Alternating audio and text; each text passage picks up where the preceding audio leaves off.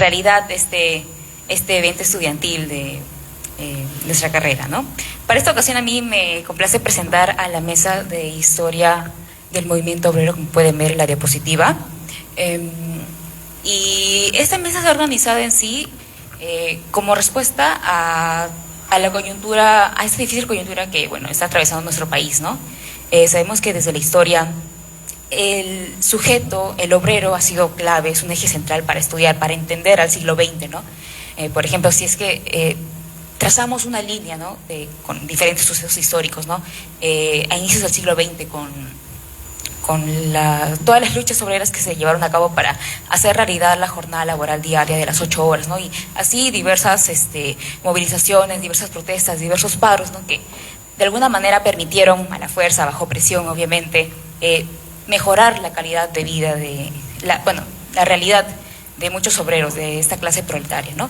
Y en sí, con esta mesa también me gustaría brindar honor, dar un valor, visibilizar también la situación de diversas personas, ¿no? De quienes integraron en un pasado con la historia y quienes ahorita seguimos integrando a esta clase obrera, ¿no?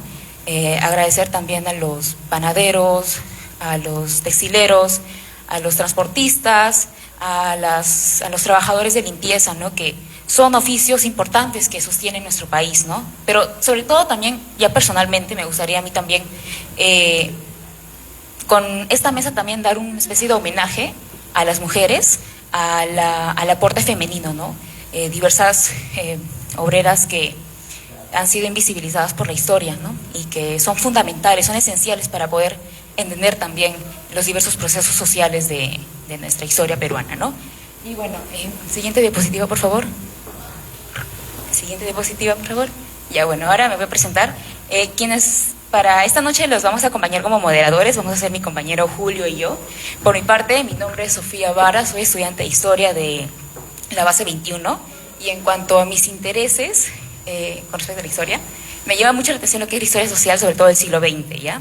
Me llama la atención dentro de la historia social lo que es la historia de la medicina, la salud, las enfermedades, también la historia cultural, la historia de los movimientos obreros, las luchas obreras y también la historia de los inmigrantes asiáticos, ¿no? En cuanto a mi desarrollo como estudiante de historia, me desarrollé en diversos espacios, en archivos, pero también ya espacios, un entorno más educativo que vendría a ser...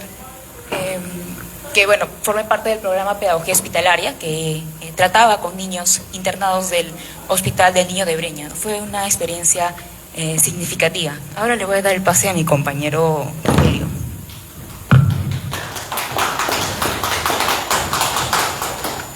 Bueno, buenas noches con todos los presentes, agradecer su asistencia. Bueno, yo soy Julio González, bueno, estudiante de Historia de la base 24. Me encuentro en mi segundo año de carrera.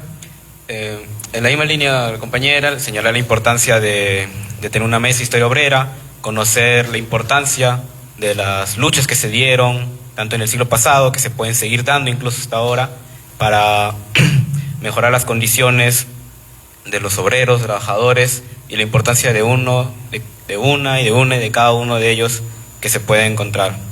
En mis temas de interés, por ejemplo, la historia de política, la historia social, siglo XX también, pero son cosas que aún ando definiendo, me encuentro en mi segundo año de carrera y puedo definirlo aún más con el pasar del tiempo. Bueno, actualmente me encontraba haciendo un voluntariado en el archivo Miguel Mati Corena de acá de la Facultad de Ciencias Sociales, y eso es básicamente un resumen de quién soy yo y cómo más o menos me desenvuelvo. Siguiente diapositiva. ¿Cuántos días dura la Semana de Historia? La Semana de Historia dura todos los 5 días de esta semana. Nos encontramos en el tercer día y de igual forma invitarlos a que sigan asistiendo. Esta es la última mesa del día de hoy, pero el día de mañana habrán 2 mesas más, incluyendo una primera actividad a las 2 de la tarde, y el día viernes de igual forma habrá más mesas y al final habrá un cierre cultural al cual invitamos. Siguiente diapositiva. Los beneficios que encontramos para los asistentes en esta Semana de Historia es el sorteo que se realiza por parte del Centro de Estudiantes de Historia de un libro y una bolsa que incluye una libreta, un lapicero, un pin y un sticker de todos con la marca del diseño hermoso de la Semana de Historia, así como una constancia de participación. Siguiente diapositiva. Las indicaciones para mantener un orden acá en la mesa es evitar dejar los residuos en el auditorio, mantenerlo lo más limpio posible, considerando que la facultad nos los presta el auditorio para poder hacer posible esas presentaciones. Mantener el silencio durante la mesa de exposiciones para mantener un respeto tanto a los ponentes como a los moderadores. Y en caso de tener alguna interrogante, podemos esperar a la ronda de preguntas que habrá al final de la mesa para que puedan responder sus dudas que tuviesen. Ahora, pase a mi compañera. Bueno, les presento acá está el bachiller Johan Marcelo, egresado de la carrera de Historia por la Universidad Nacional Federico Villarreal. Ha sido ponente en eventos académicos en los cuales aborda temas vinculados al anarquismo, prensa libertaria y la historia transnacional. En el año 2022 participó en el tercer Congreso Internacional de Pesquisa sobre Anarquismo en Brasil y en el 10º CONAIS acá en Perú. En 2023 participó también en la Semana de Historia y en el 2024 participó en el Seminario Internacional Pan y Redención Social también acá en el Perú. Bueno, puede iniciar su ponencia. Ya, listo. Buenas noches con todos. Muchas gracias por la invitación.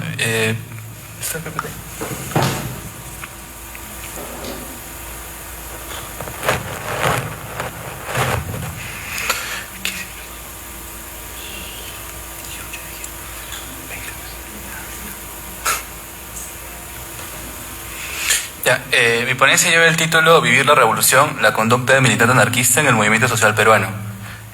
Antes que comenzar con la ponencia como tal, quisiera comenzar leyendo una cita de Diego Abad de Santillán. Es un militante anarquista intelectual argentino, en la cual dice lo siguiente. La siguiente, por favor. La fuerza, la violencia fue y sigue siendo necesaria ante obstáculos insensibles a toda apelación a la razón y a la justicia. Pero esa fuerza, esa violencia aplicada a circunstancias determinadas no es la revolución. La revolución es la que realizan los pueblos en sus costumbres, en sus hábitos, en su articulación económica, social y en su moral.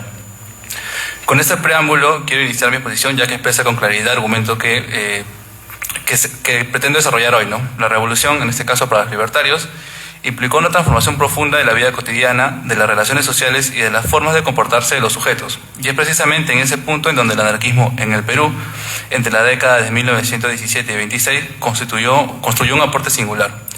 Lo que buscaré es demostrar que, frente al declive de la influencia del movimiento obrero en este periodo, los anarquistas recurrieron a un instrumento particular, y en este caso es la conducta del militante.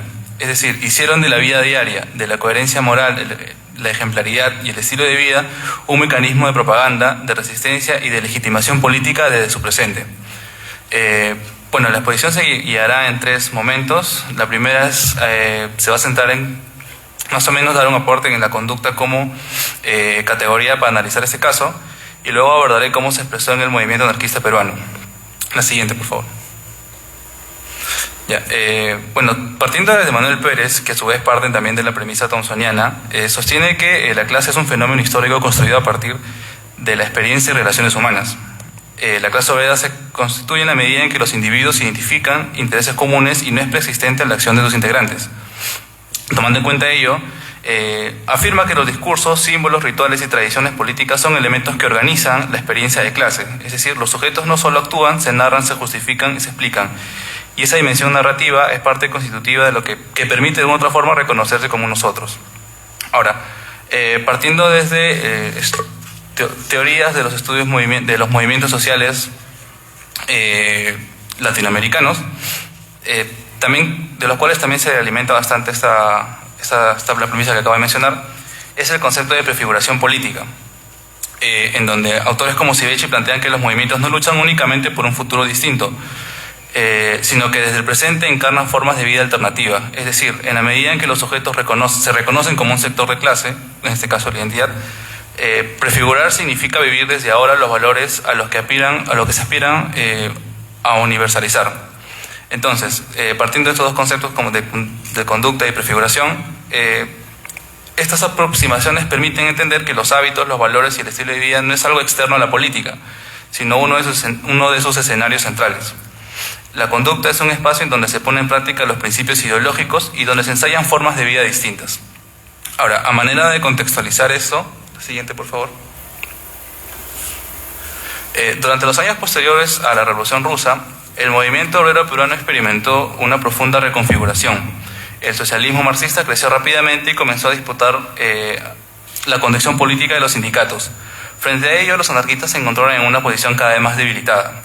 La prensa libertaria, en especial la protesta, respondió con críticas al bolchevismo. Se presentó al anarquismo como la verdadera ruta hacia la emancipación y se cuestionó el carácter autoritario del modelo soviético. En este escenario es donde los anarquistas ensayaron una estrategia distinta.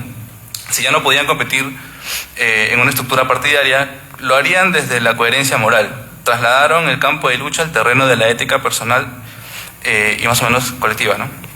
Para ellos, la revolución debía vivir en el presente, no debía posponerse a un momento insurreccional incierto, ¿no? Por ello, la figura del militante adquirió un rol central, al menos en ese contexto. Ahora, siguiente, por favor. Entonces, ¿qué significa ser anarquista? Tal como se menciona en el PPT, lo que se puede encontrar son tres características, ¿no? La negación del liderazgo, la ejemplaridad y la iniciativa. Entonces, siguiente, por favor. Uno de los rasgos más distintivos, que en este caso es la negación del liderazgo, es que frente al revolucionario profesional que es caracterizado o mantiene una disciplina partidaria, los libertarios defendieron que la emancipación obrera debía ser obra de los propios trabajadores, es decir, debían fomentar un trabajador autónomo. En ese marco, no creían en la necesidad de formar una minoría dirigente, una especie de élite revolucionaria, pues la labor, en este caso de militante, está en que el pueblo comprenda las ideas y, llegado el periodo revolucionario, tome posesión de la tierra, la fábrica y los medios de transporte y las herramientas de trabajo. Lo que se requería era un sujeto autónomo capaz de comprender las ideas y actuar en función de ellas. Ahora, eso o la negación del liderazgo no impedía que, al menos dentro de los militantes, se cumplieran una especie de función de dirigencia. En este caso, tal cosa se menciona en la cita que está mencionada, en la cita 3, no impedían la existencia de funciones de organización o coordinación, pero estas debían ser temporales, rotativas y nunca jerárquicas, ¿no? La autoridad, en este caso fija, era incompatible con el ideal acratar. Por ello también se menciona que es evidente también que los dirigentes de un taller fácilmente pueden indicar a los demás federados que cumplan con todo lo relativo a nuestra federación. Más o menos lo que diferencian a los anarquistas es, una cosa es ser dirigente y otra cosa es ser líder, ¿no? Lo cual, dentro de la teoría, el liderazgo estaba descartado. Siguiente, por favor. Un segundo elemento fue la ejemplaridad, ¿no? El militante debía ser coherente entre lo que decía y lo que hacía entre su vida pública y privada. Cada acto, en este caso, era un mensaje político. Desde el simple acto de propaganda hasta la más fiera actitud de rebeldía. Actúa en sentido revolucionario quien propaga tanto en la palabra escrita como en la conducta. Por ello, la acción anarquista abarcaba desde la propaganda hasta las prácticas cotidianas más simples. La disciplina, la solidaridad y el compromiso. En ese sentido, para los espectadores que escuchan las conferencias o para los lectores que leen los artículos, consecuente con los principios que expone y con las ideas que defienden, y que sus actos políticos, públicos y privados correspondan toda una pureza del postulado, ¿no? Es lo que se menciona. La conducta en este caso también se convertía en una prueba. Por ello, el militante se encontraba constantemente en crítica, ¿no? Por eso se menciona que el hecho de que rechacemos toda clase de disciplina, tanto a los individuos, completa libertad para su acción sindical y para su propaganda ideológica, no quiere decir que no exista una responsabilidad individual que pese sobre sus acciones y se someta a la crítica de otros que la creen contrarias a la misma moral de las ideas. Siguiente, por favor. Ahora, la iniciativa. Los militantes anarquistas impulsaron círculos de estudio, ¿no? Veladas culturales, bibliotecas y diferentes espacios educativos. La cultura, en este caso, fue una herramienta para formar una nueva conciencia social. El obrero debería adquirir personalidad propia, desarrollar pensamiento crítico y apropiarse de los principios del ideal libertario. La iniciativa individual era considerada el motor de la transformación. Por ello, se menciona que el obrero será culto cuando se haya formado una personalidad propia y una conciencia propia también, adoptando el ideal anárquico, porque solo con el advenimiento de la anarquía la humanidad se salvará de la barbarie burguesa. Asimismo, cada hombre debía gobernarse por sí y ante sí. consciente de sus deberes, desterrando el mal, habituándose de las causas nobles y grandes que nos dice la anarquía. Por último, un obrero con iniciativa es alguien que se siente identificado con la posición ideológica. Y eso puede observarse cuando en un poema se menciona que yo no soy vidente, no soy visionario, yo soy un soldado de la libertad, sirvo en el ejército revolucionario, que lucha por amor, justicia e igualdad.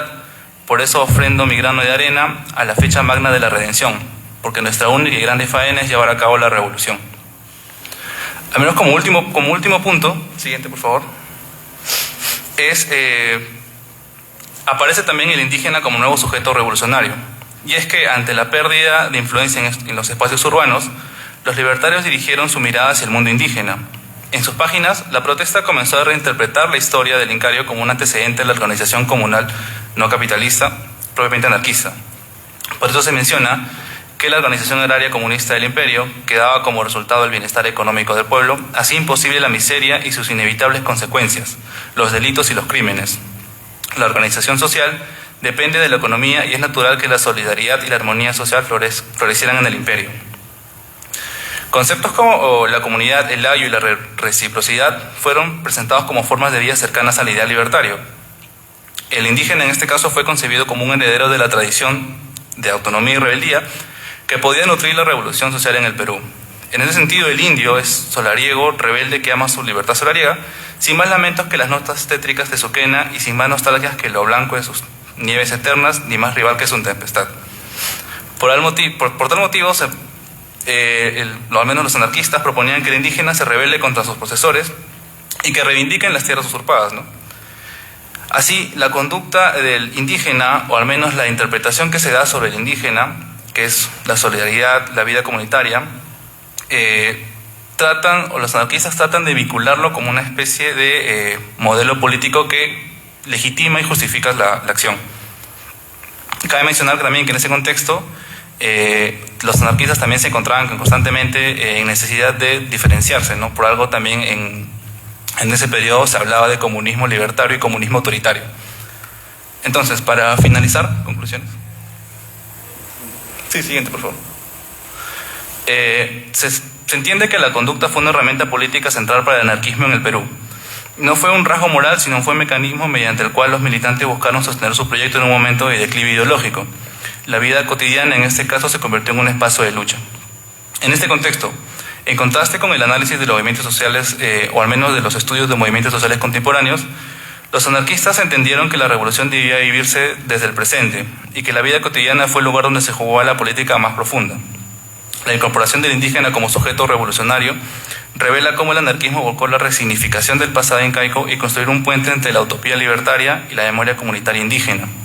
Ahora, entre 1917 y 1926, al menos para los anarquistas, la revolución significó un proceso de transformación de la vida cotidiana. La conducta fue la respuesta estratégica del anarquismo peruano ante su declive organizativo y por ello, al ir perdiendo la hegemonía en los sindicatos y espacios urbanos, el anarquismo apostó por un modelo de militancia basado en la coherencia y la ética cotidiana, ¿no? Gracias.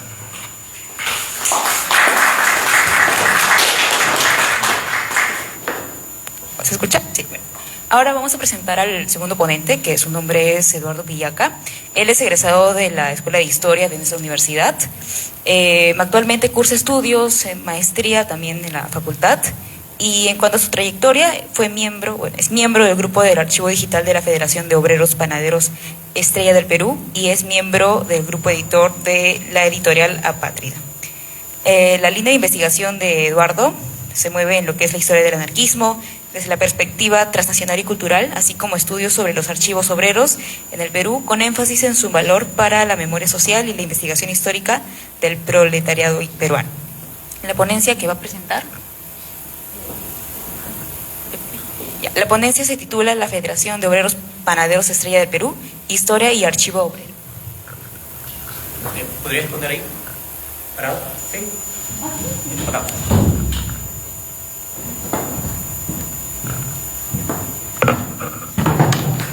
Bueno, primero las disculpas del caso por la tardanza.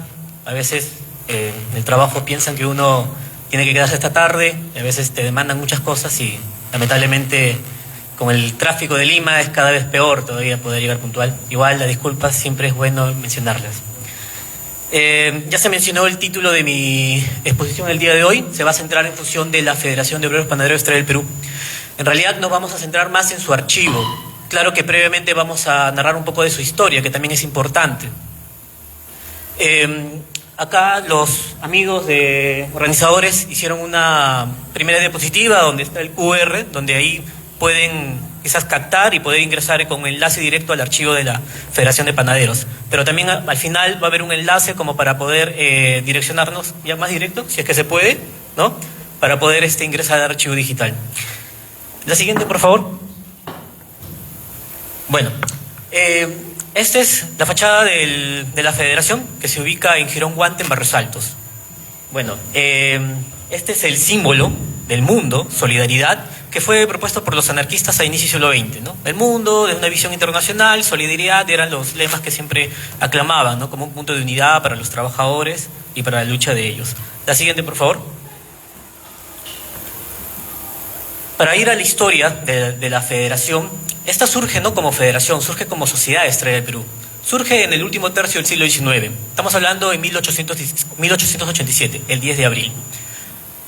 La primera influencia que va a tener la Sociedad Estrella del Perú va a ser, digamos, la influencia del mutualismo. Digamos que es una corriente ideológica, política, dentro de los trabajadores para el siglo XIX, mediados del siglo XIX en adelante. Va a tener, digamos, ciertas características conservadoras, no bregaban por la contradicción entre capital y trabajo, más bien postulaban o bregaban por la conciliación entre capital y trabajo. No es de extrañar que en sus estatutos de organizaciones de este tipo de sociedades es que buscaban y pretendían siempre acercamiento con figuras políticas del Estado parlamentario, como también a figuras del orden del clero, del catolicismo para ese entonces en el siglo XIX. Por lo general, la historia de la Sociedad Estrella del Perú, desde su fundación hasta los primeros años del siglo XX, es casi inexistente. Hay algunos trabajos que han pretendido acercarse, como el de Abraham Abad, que es un trabajo del máster de la Universidad de Oviedo en España, titulado Fragmentos de Protoconflictos, que es un estudio en función de la cultura política de la Sociedad Estrella del Perú. Es una aproximación aún, que va dentro del marco temporal de los inicios de la Federación hasta el año 1904. Aún todavía esa tesis de máster, que se lo pueden encontrar en internet, digamos de que se basa en hitos muy específicos, pero todavía no hay un trabajo que sistematice digamos, el impacto que tuvo la Federación en las diferentes huelgas que fueron partícipes, ¿no? en la última década del siglo XIX. Estamos hablando, por ejemplo, la huelga que se me viene a la mente, la de 1892, donde los panaderos van a tener, digamos, una participación importante en Lima, y esto va a repercutir también en la prensa comercial como el comercio, ¿no? La siguiente, por favor. Bueno, esta fecha es importante, del 1 de mayo de 1905. ¿Por qué? Ya que no solamente se conmemora la primera conmemoración, vale la redundancia, de esta fecha magna para la historia del proletariado peruano, sino que también va a implicar una ruptura. Una ruptura tanto internamente en la misma Federación de Panaderos, y agrego que para ese 1 de mayo la Sociedad Estrella del Perú cambia de nombre y va a proponer una serie de estatutos. Ahí están los estatutos y reglamentos, y se va a llamar a partir del 1 de mayo Federación de Obreros Panaderos Estrella del Perú. En esta conmemoración los panaderos proponen, y con el elemento anarquista dentro de sus filas, proponen la conquista y la jornada de las 8 horas, que va a ser una reivindicación como que pretendía juntar los intereses de los trabajadores bajo un fin concreto, puntual, hasta que se llegue a conquistar hasta 1919. Pues claro, hay otra conquista previa de 1913, pero eso pasaremos a mencionar después. No se nota muy bien, pero ahí se pretendía mostrar el programa que los panaderos, digamos, brindaban a los trabajadores a través del periódico titulado Redención. Era un periódico que pretendía representar los intereses de los trabajadores. La siguiente diapositiva, por favor. Este es en el cementerio Baquijano, en el Callao, donde se da, digamos, es el ritual de acercarse a uno de los mártires, o el primer mártir del proletariado, que era Florencio Allaga, que falleció en 1904, un año antes, para el 19 de mayo, el 20 de mayo exactamente. Y esto es una nota del periódico El Comercio, donde lo que quiero llegar con esto es que esta conmemoración del 1 de mayo no pasó inapercibida por la prensa local. El Comercio, el periódico La Prensa, el periódico El Tiempo, los periódicos de grande tiraje, los periódicos, la prensa grande, como suelen también denominar, estuvieron, digamos, muy al tanto de lo que implicaba esta conmemoración. Tanto así que inclusive dentro de sus páginas los discursos de los trabajadores eran transcritos y bueno, ¿no? Eran, digamos, difundidos por la prensa comercial. La siguiente, por favor. Esta es una de las figuras muy importantes de los panaderos, un dirigente, conocido dirigente, Manuel Caracho de Oleva, digamos que para algunos mencionan que es el padre del sindicalismo peruano, quizás algo exagerado, pero yo diría que es uno de los elementos muy importantes dentro de la militancia obrera que va a entrar en ruptura con las viejas formas organizativas como eran las mutualistas, ¿no? Va a ser uno de los elementos más combativos. Él, digamos que no va a ser joven cuando tiene una militancia ácrata dentro de las filas de los panaderos, ya es una persona mayor, ya base 3, superada la base 3. Y a diferencia de él, su hijo, en la siguiente diapositiva, por favor, Delfín Leva, él sí va a entrar ya muy de joven, aproximadamente entre los 16 y 18 años. Él va a estar militando dentro de la fila de los panaderos, influenciado por su padre, y va a ser, digamos, una también de las figuras importantes dentro de las filas de esta federación. Pero no solamente es Delfín Leva, también hay otra figura que muy poco se conoce, que es Leopoldo Urmachea. Lamentablemente no pude obtener una foto adecuada como para poder darles mostrar, pero Leopoldo Urmachea era un personaje que repartía pan. Él repartía pan en el Callao y no solamente era conocido por participar como un secretario de Relaciones Exteriores dentro de las filas de la Federación de Panaderos, sino también porque este personaje tuvo tanto impacto, por ejemplo, en la jornada de las conquistas de las 8 horas en 1919, que le conlleva que el presidente Augusto B. Leguía lo llegue a deportar en octubre de 1919.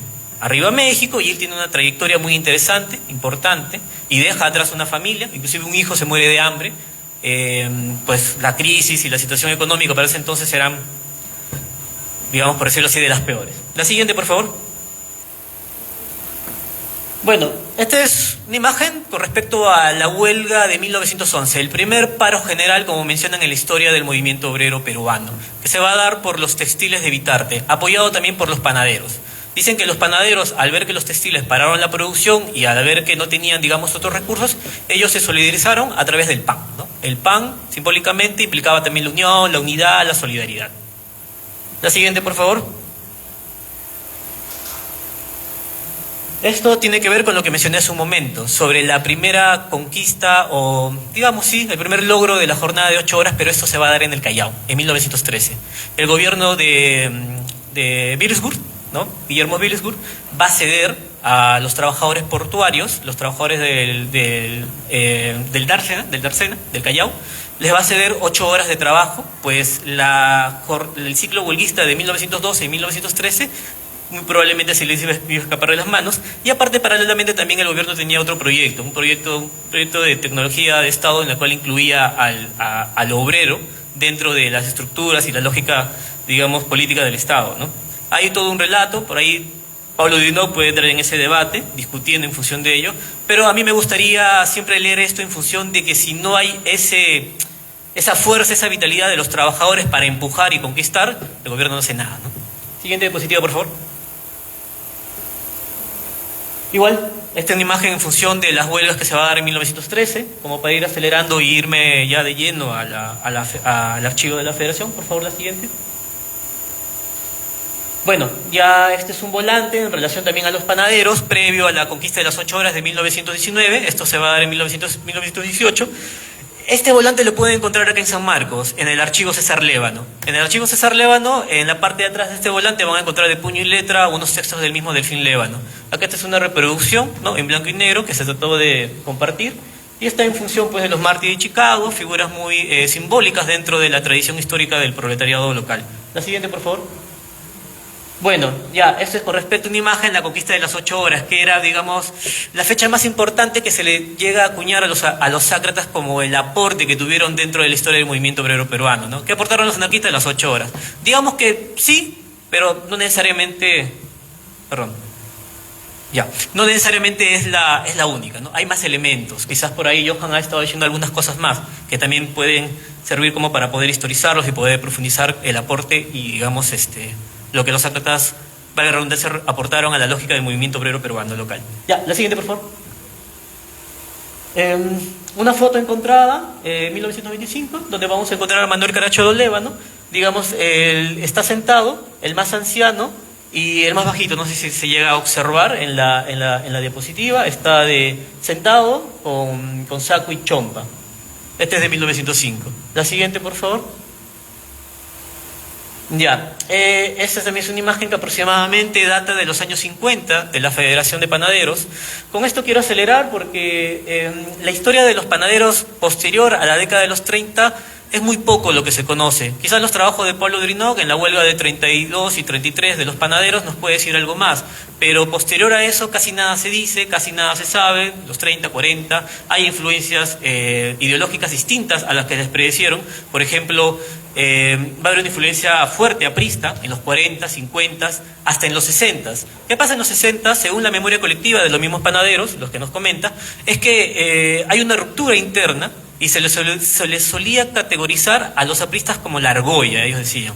Y la otra facción que iba más en empuje, influenciados por un sindicalismo clasista, por decirlo así, de la época, comenzaron a restarle fuerzas dentro del seno mismo de la federación. Esto va a conllevar a una cierta reactivación de los panaderos, cierta participación en algunas huelgas importantes de los 70 y los 80, pero lamentablemente no tenemos una historización con respecto a este proceso y estas luchas que van a tener los panaderos en esta segunda oleada internacional de huelgas que se va dando en las décadas de los 60 y 70.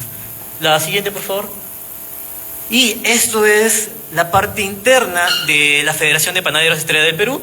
Se ubica hoy en día el archivo y la sala de reuniones en el segundo piso. Y en el otro lado va a encontrar una foto de un gatito que nos está mirando. La siguiente, por favor. Esta es la sala del presidente. Y hablando del presidente de la Federación de Panaderos Estrella del Perú, nos acompaña el día de hoy José Alberto Fallen Aliaga. Y agradecemos que haya venido. Quizás pueda decir algo más adelante. Bueno, pasemos a la siguiente porque no se va a contemplar bien la imagen. Bueno, esta es una actividad que se va a organizar el año 2008. No hemos avanzado demasiado, ya estamos en siglo XXI. Hemos pasado ya la dictadura de Fujimori, hemos pasado tiempos en la cual esta dictadura va a conllevar, que los trabajadores o las formas orgánicas que habían desarrollado entre los 70 y 80 te pierdan. Y que va a costar no solamente la pérdida de las organizaciones obreras, sino también va a costar pérdidas de sus documentos, pérdidas de sus militantes. Lo digo porque posteriormente por ejemplo, en 2003 hay una sociedad llamada de artesanos, Sociedad de Artesanos Fraternal, si no me equivoco ese era el nombre. ¿Qué pasó? Que la pérdida de hilación, de continuidad de ese dinamismo sindical orgánico, conllevó de que sus militantes, sus fuerzas, ¿no?, perdieran ese dinamismo, y que la documentación, una rica y abundante documentación que abarcaba desde 1860 hasta el 2003, se perdiera. Hubo un conflicto interno entre, otros gremios que ocupaban el local, no solamente la sociedad de artesanos, sino también había un gremio de transportistas, había una disputa en el local, lo que conllevó a que falta de conciencia, falta de preocupación, salíamos de la dictadura, estamos hablando del año 2003, 2004, que esta sociedad fraternal y esta documentación muy rica y de larga data se perdiera hasta el día de hoy, no se conoce, no se sabe qué es lo que ha pasado. Y esta imagen de acá, la velada de 1 de mayo, de 1 de mayo justamente del 2008, velada proletaria, era, era un momento simbólico, un momento de acercamiento a los panaderos por un grupo anarquista llamado Humanidad, en el año 2008. El interés básicamente era en función de un problema. ¿Cuál era ese problema? La pérdida de los documentos, la pérdida de la memoria histórica que podemos encontrar en la lectura de los documentos de los trabajadores. Entonces, una primera iniciativa fue organizar una velada en los salones de la Federación de Panaderos. Previamente se hizo una romería en el presbítero maestro.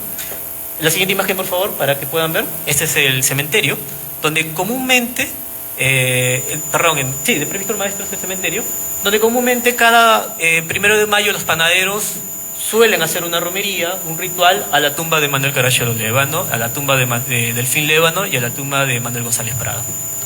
La siguiente imagen, por favor. Estos, fue las primeras imágenes que obtuvimos donde se encontraban los documentos, sus libros de actas, sus libros, sus periódicos. Digamos que no eran las mejores condiciones en un inicio, pero posteriormente eso fue cambiando. La siguiente, por favor. Estos son los primeros periódicos que encontramos deteriorados: La Voz del Panadero de 1921, El Panificador de 1947, así encontramos en estas condiciones. Algunas que otras pudimos tratar de rescatar, limpiar, quitar los bichos, quitar todo tipo de elementos que dañara el papel. La siguiente, por favor. Esta es una mirada general. Si el problema pasa que los archivos obreros pasan por problemas, desaparecen, a nivel general, en los archivos públicos del Estado peruano, la realidad no escapa. O sea, si bien es cierto, hay instituciones que pueden tener su archivo un poco mejor, quizás se me viene a la mente un Ministerio de Relaciones Exteriores, donde económicamente y políticamente siempre tiene que estar activo, o un Ministerio de Minas, por ejemplo, ¿no? Minería, tiene que estar bien organizado. Otros instituciones, municipalidades, y si hablamos de provincias, su situación es cada vez peor. La siguiente, por favor. Asimismo, a larga data, los archivos obreros, como ya reflexionó Alberto Flores Galindo en 1982, estas fueron padeciendo el doble embate tanto de las represiones de los gobiernos autoritarios, dictaduras como también juntas militares, como también la desidia y la negligencia de sus propios militantes. Eso no solamente lo dice Flores Galindo, posteriormente María Rodríguez, una investigadora sanmarquina que se ocupó de organizar el archivo, investigar el archivo de la CGTP, llegó también a las mismas conclusiones, ¿no? La siguiente, por favor. Digamos que nuestro primer acercamiento como para poder organizar, separar, digamos, la documentación de los panaderos se basó en lógicas muy, digamos, simples. Primero separamos por relaciones de libros de actas de la Federación, algunas memorias, publicaciones de periódicos y boletines. La siguiente, por favor. Posteriormente, como ya mencioné, las condiciones del archivo fueron mejorando, se hicieron actividades económicas como para poder comprar algunos muebles, estantes de metal, algunos estantes de melamina, en la cual los documentos se resguardaron un poco mejor, quizás no como lo que uno podría esperar o lo mejor que quizás se pueda dar, pero según las condiciones es lo que se pueda aportar a esta documentación y a este archivo, ¿no? La siguiente, por favor. Y estos son los primeros objetivos, 4 objetivos principales que se propusieron, ¿no? En el año 2008 a los panaderos. Fueron simples, estos objetivos están lejos de ser estáticos, con el tiempo han ido cambiando, pero estos son los que quedaron establecidos en un documento presentado a los panaderos. Básicamente, el primero era preservar la memoria documentaria de los compañeros anarquistas que pertenecieron a la Federación de Panaderos Estrella de Perú y que propiciaron jornadas históricas por la consecución de la Revolución Social. Preservar los documentos de la Federación de Panaderos Estrella del Perú frente al deterioro causado por el paso del tiempo y las condiciones climáticas. Tercero, mejorar nuestro conocimiento de las actividades de la Federación de Panaderos Estrella del Perú. Y cuarto, lograr un mejor acceso a un archivo de gran importancia para el estudio de las luchas sindicales en la región peruana.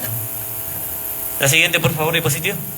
Y esta es la página principal, es una captura de pantalla donde ustedes pueden navegar, pueden entrar, pueden encontrar documentos, pueden encontrar periódicos, y no solamente vamos a encontrar los libros de actas de la misma Federación de Panaderos Estrella de Perú, también van a encontrar los libros de actas de la Unificación Obrera Textil y Vitarte. Y eso también tiene otra historia, pero es como que ya extenderme mucho, pero afortunadamente en la misma página del Archivo Digital de los Panaderos podemos encontrar estos libros de actas que data de 1911 hasta 1924. La siguiente imagen, por favor. Bueno, el acervo documental, como ya mencioné, a modo general hoy en día hemos centralizado, por un lado, fuentes hemerográficas, que consisten en periódicos, revistas, folletos, boletines, y por otro lado, fuentes archivísticas, documentos del ámbito laboral, como ya mencioné, de la UTB, Unificación Obrera Textil y Vitarte, como la Federación de Panaderos, y en el caso de volver a lo de fuentes hemerográficas, no solamente eran periódicos de los mismos panaderos, sino también se comenzó a hacer un tipo de trabajo que implicaba centralizar todo tipo de documentación, periódicos relacionados a la historia del movimiento obrero, a la historia del anarquismo y a la historia de la Federación de Panaderos. Para eso es que obtuvimos en el año 2011 una donación del historiador francés Joël Delon, que nos proporcionó una considerable cantidad de periódicos que hoy en día se encuentran en el Instituto Internacional de Historia Social en Ámsterdam. Bueno, la siguiente, por favor. Y aquí está una imagen de los periódicos que hoy en día encontramos en la Federación. Si bien es cierto, no solamente son periódicos clásicos como se conocen, como La Protesta, también encontramos periódicos inéditos como El Obrero Anarquista, un periódico que se pudo obtener revisando el Archivo General de la Nación. En una sección de particulares de Puno pude encontrar que estaba anexado. Entonces, ¿qué se hace? Se digitaliza y se sube y se socializa. Esa es la idea del trabajo de la Federación de Panaderos. Y vamos a encontrar una serie de periódicos que no solamente son anarquistas, también hay periódicos en otras secciones que van a estar vinculados también a tendencias como marxistas, también tendencias apristas, indigenistas y en general. La siguiente, por favor. Bueno, estas son algunas imágenes que traté de compartir, ya las conocerán cuando ustedes busquen navegar y busquen entrar a la página del archivo. Por favor, la siguiente. Y estos son periódicos inéditos, por decirlo así, que próximamente van a ser subidos a la página del archivo digital FOPEP. Vamos a encontrar un periódico llamado La Verdad del Callao de 1918, que nadie sabía que existía, pero que en la BNP simplemente uno preguntando puede encontrar que está ahí. Bomba Roja, un periódico de 1926, El Zapatero de Trujillo de 1905, La Acción, un periódico que compartió el compañero Johan Marcelo, que es parte de su investigación de tesis sobre Sino del Val. Periódico Anarcos de Huacho de 1927, La Abeja de Chiclayo de 1911. Próximamente se van a subir más materiales e igual se trató de, digamos, incentivar. La idea con este evento es tratar de motivar a jóvenes que hoy en día tengan un poco más de tiempo como para poder navegar, investigar, publicar, escribir y debatir un poco más sobre y rescatar sobre todo la historia de los trabajadores, la historia del proletariado. La siguiente, por favor. Y bueno, las palabras finales. Digamos que en el largo camino de rescate de la memoria social revolucionaria de los trabajadores, la experiencia del archivo FOPEC, digamos que se sitúa en ese camino, en esa línea, y esa tarea no pretende ser propia de los panaderos, o mejor dicho, del archivo digital de la Federación de Panaderos de Perú, sino que esta praxis se extienda. Por ahí hay algunos proyectos, por ejemplo, el Centro de Documentación del compañero Juan, ¿no? Los compañeros de Víctor, que también tienen sus propios trabajos que nos gustaría que próximamente estén subidos en digital. Y pretendemos con eso visibilizar las experiencias de las luchas históricas del proletariado como sujeto histórico transformador. El archivo de la Federación de Panaderos, poco a poco, a pesar de sus limitaciones, se ha ido sosteniendo desde el año 2008. Hoy en día aún todavía está en movimiento el archivo digital, pero tiene mucho que aprender y mejorar. Este archivo pretende mantener aún viva la memoria de los panaderos anarquistas y de su impronta histórica, que no sea olvidada, y así contribuir a la historia del proletariado de la región peruana. Debo mencionar, la siguiente, por favor. Debo mencionar quizás algunas motivaciones, y esto es ya lo último, que nos empujaron el poder organizar pues, este proyecto, ¿no? Una de las primeras fue que esta identificación con el pasado, de las luchas históricas transformadoras de los trabajadores, del proletariado, del anarquismo. La segunda, básicamente, es liberar y socializar el conocimiento histórico a través de la digitalización, o sea, de los documentos digitalizados. El material está disponible, pues, ¿no?, en la página digital, y asimismo con esto también buscamos, en cierta manera, tratar de quitar esa praxis tanto de instituciones, inclusive de compañeros, inclusive de investigadores, académicos, intelectuales, de fetichizar el documento como un objeto de propiedad privada. La fuente en función de lo que me sirva para mi título y para mí y queda y nadie me critica porque yo lo tengo guardado. Entonces con la digitalización en la praxis buscamos que no, pues esto no puede quedar así, porque si los documentos de los trabajadores eran socializados hace 100 años, ¿por qué hoy en día tienen que ser privatizados, por decirlo así? Por último, se busca bregar por una investigación sin ataduras, pues el conocimiento debe ser libre y ajeno a los intereses del capital, fuera de las instituciones que justifiquen el orden del Estado y de las burocracias académicas que suelen privatizar el conocimiento resistiéndolo únicamente a quienes puedan acceder a él. Sin más que decir, debo agradecer a dos compañeros que han sido vitales para este trabajo, y siempre lo debo mencionar, el compañero Víctor Hugo Palacios, a pesar de que él no quiera que se le mencione, pero siempre lo hago. Y el presidente de la Federación de Panaderos de Perú, José Alberto Fallen, sin su autorización, sin su permiso y sin su confianza, no pudiéramos haber enrumbado este proyecto. Sin más que decir, muchas gracias.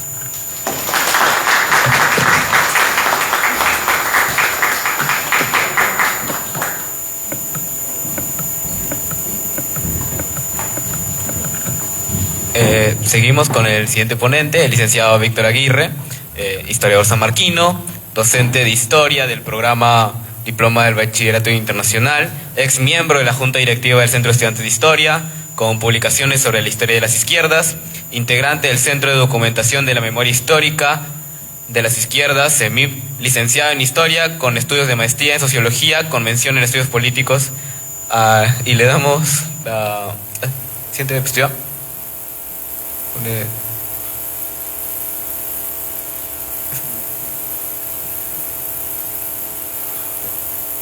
Su ponencia titulada El paro nacional del 19 de julio de 1977 bajo el régimen de Morales Bermúdez. le damos el uso de la palabra. Muchas gracias. Muchas gracias, en primer lugar, la invitación al CEIS. Bueno, en primer lugar, disculparme la tardanza, tuve un tema médico que atender. Y bueno, también discúlpenme por no haber escuchado toda la ponencia de mis colegas.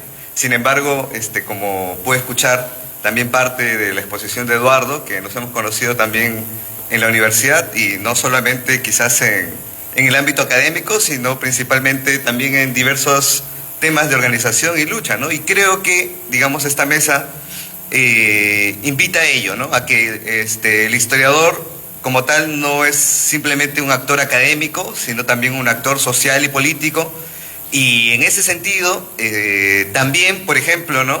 Como mencionó Eduardo y como, digamos, también se mencionó en la presentación, bregamos por el hecho de que se construya historia desde la clase trabajadora para los trabajadores, y también nos hemos visto con diversidad de limitaciones que existen para hacer ello, ¿no? Por ejemplo, ¿no? Eduardo señala que para poder hacer historia ha tenido que ayudar en la reconstrucción del archivo, ¿no?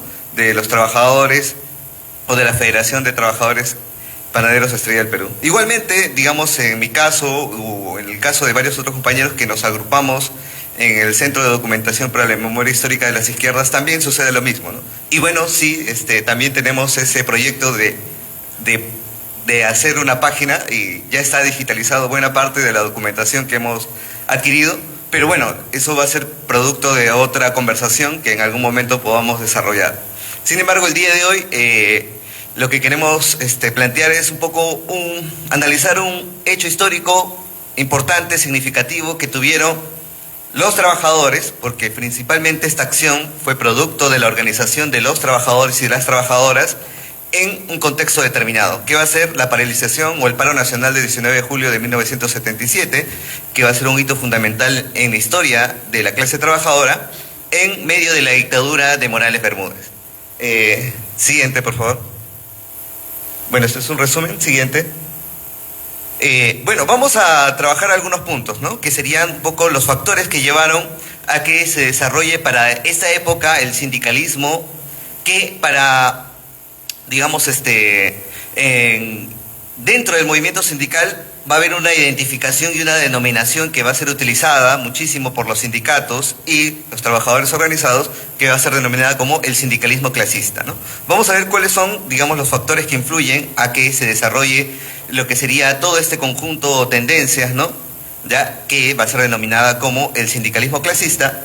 También cómo se dio este sindicalismo clasista en los años 70 o inicios de los años 70, y cómo esto se vincula también con la participación de numerosas organizaciones de izquierda.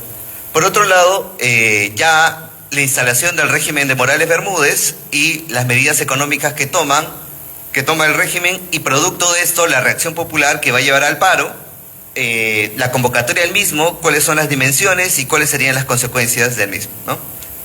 Siguiente, por favor. Bien, ¿cuáles son los factores que llevan a que se desarrolle el sindicalismo clasista, digamos, en el Perú, que no es un fenómeno solamente peruano, sino es una denominación y es una situación que se vive, digamos, en gran parte del mundo, sobre todo en Latinoamérica, ¿no? Bueno, tenemos contextos, digamos, a nivel internacional, que claramente está, digamos, el contexto de la Guerra Fría, ¿no? Y en las experiencias de los socialismos realmente existentes, que tenían cierta legitimidad para aquella época. También, no solamente los regímenes o estas experiencias de, digamos, socialistas como tal, sino también experiencias, digamos, revolucionarias que se están dando en diversas partes del mundo a partir de los procesos de descolonización, y en medio de eso la Revolución Cubana. También tenemos que hay cambios, bueno, como diría, digamos, Hobsbawm, ¿no? Una revolución cultural, ¿no? Que se está dando en aquellos años. También en el contexto claramente nacional tenemos una movilización social importante, producto de movimientos sociales campesinos. También tenemos una estructura social económica que permite el desarrollo de, digamos, procesos de sindicalización, que serían, por ejemplo, ¿no? Procesos de industrialización a partir de la sustitución de importaciones. Y tenemos también lo que serían diversas tendencias que se van a nivel ideológico y político afianzando hacia procesos de organización político-social, ¿no? Desde ámbitos que van desde la cultura, las izquierdas, como también en el mismo ámbito religioso, ¿no? Que van a haber tendencias vinculadas, por ejemplo, a la doctrina social de la Iglesia, la teología de la liberación, entre otros. Entonces tenemos un contexto bastante peculiar que, digamos, está engarzado con una movilización social y política y también en un contexto de efervescente ideología, digamos, vinculada con las tendencias de izquierda, ¿no? Siguiente, por favor. Bueno, el sindicalismo clasista como tal, digamos, es identificado por diversos autores de la época. No significa que no haya diferencias, porque hay muchísimas, digamos, experiencias o ideólogos del sindicalismo, ¿no? Desde diversas tendencias, ¿no? Pero quizás pueden ser resumidas como la idea de, digamos, solidaridad de clase, unidad sindical clasista, ¿no? La democracia dentro del sindicato, el internacionalismo proletario, la independencia política de clase, que es algo que viene ya desde la época que han ido refiriendo nuestros compañeros, ¿no? Desde la época, digamos, de los inicios del sindicalismo, esta idea de cuáles serían los principios o las identidades que tendrían dentro del sindicato los trabajadores. Siguiente, por favor.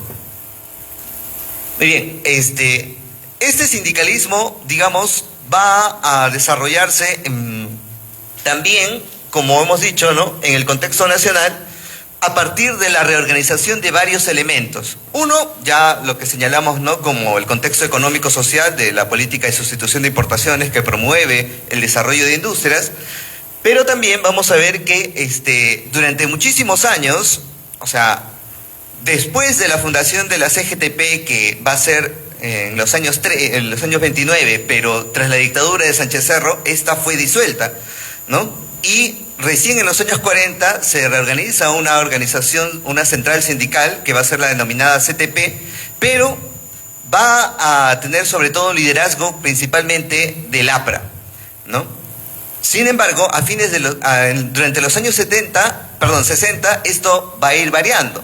¿Y qué va a suceder? Que producto de la convivencia aprista con, digamos, diversos regímenes, ¿no?, es que va a ir perdiendo liderazgo y respaldo en sindicatos, y esto va a llevar a que, digamos, los comunistas, por ejemplo, o diversos otros sectores de izquierda, vayan asumiendo mayores liderazgos en diversos sindicatos, ¿no?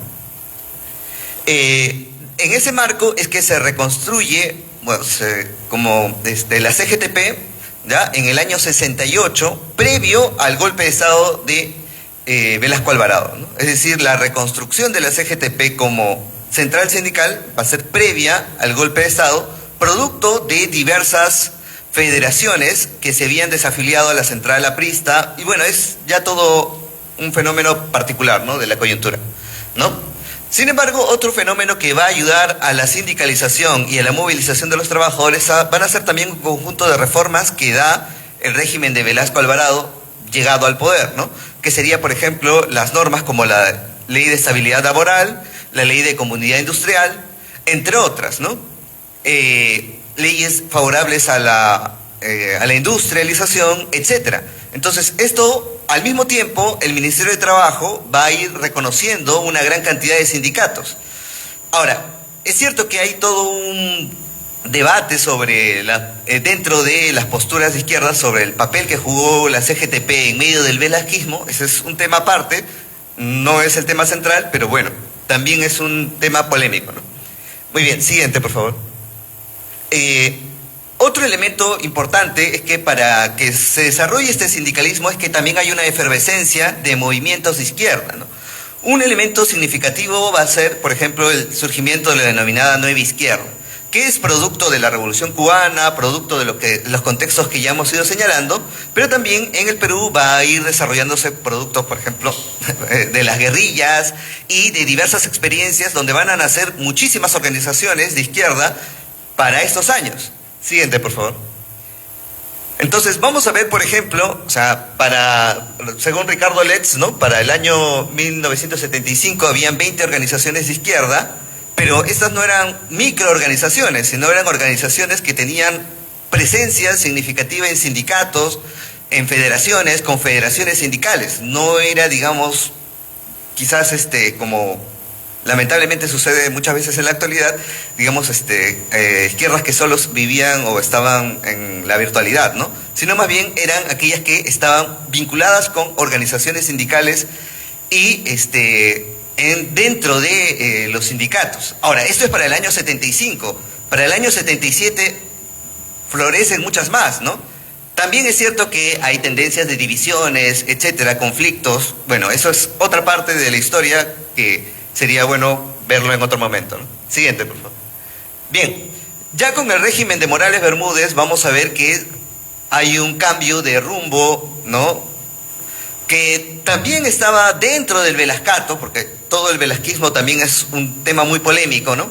¿Ya? Pero, digamos, ese giro que se da a las políticas claramente es mucho más nítido en el régimen de Morales Bermúdez, y vamos a ver que esto va a implicar un conjunto de medidas vinculadas a los requerimientos del Fondo Monetario Internacional, ya que para esta época vamos a ver la intervención del Fondo Monetario Internacional en la política económica, y esto va a llevar a un conjunto de paquetazos económicos para la época, ¿no? Que sería un conjunto de ajustes para, entre comillas, ser bien vistos por el fondo y ajustar, digamos, o asumir las recetas que da el fondo, ¿no?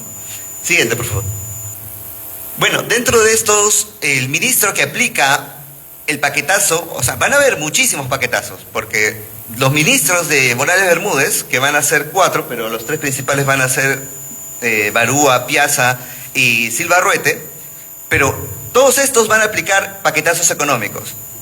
Sin embargo, el que va a dar origen al paro del 19 de julio va a ser el paquetazo que va a dar Walter Piazza. Por eso a ese se le llama también el paquetazo Piazza. Bien, dentro de estas medidas claramente están temas vinculados como a el alza de los combustibles, etcétera, y esto va a afectar directamente a la canasta básica familiar, y esto va a involucrar un alza del costo de vida. Siguiente. Entonces vamos a ver que este contexto, digamos, va a propiciar ya el paro.